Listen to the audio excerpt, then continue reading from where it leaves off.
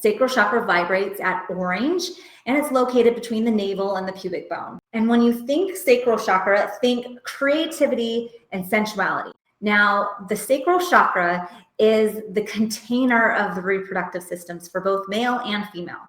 And this is where we, on a physical level, create new life. And it's by no mistake that is also where our creative emotional source is, our source of manifestation in the world, our creativity, our art and joy and laughter and this juiciness, sensuality with life, pleasure, that's sacral chakra. The sacral chakra wants you to have the inherent right to feel. Your feelings are valid.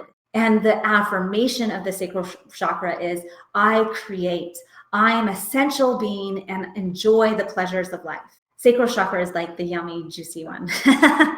All right. And so the emotional symptoms that show up if you are not vibrant in your sacral chakra is that you might not be able to orgasm. You avoid art projects. Now, in the chat box, I want you just to put out ideas of art projects, whether that's cooking, it could be painting. Just kind of do some brainstorm in the chat box for me. If you don't prioritize time for play and fun, you might have a sacral chakra blockage. You need to make some time to feel and to be vibrant and to be creative. And so it might not be making babies, but it might be, crafting and creating a scrapbook.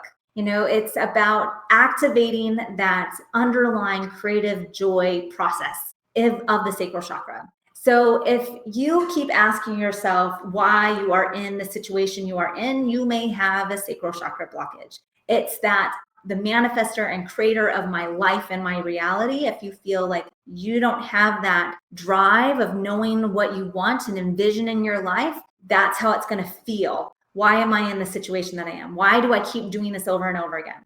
If you feel isolated or feel that life is rigid, like if you have this feeling that life should be work and business and come home and it's rigid, everything is the same, that's the sacral chakra isn't awake.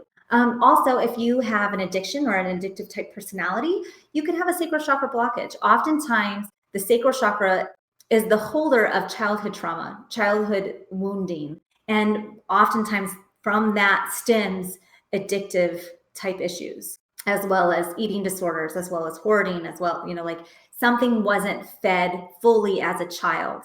And now it's manifesting in your life through a sacral chakra blockage. Okay, so let's look at the physical. This would be any kind of infertility or disease of the fertility organs, as well as sexually transmitted infections. Now, let me explain this. So when there is an accumulation of stress in one chakra, it is more susceptible to obtain infections. So here, if you have a stressed out sacral chakra and it's not open and flowing, you are more likely to obtain an STI or have an STI that's dormant go active, such as in the case of like herpes. Herpes can be dormant for years, but once that sacral chakra stress comes out, it can manifest as a flare. Sacral symptoms can also be consistent and chronic lower back pain.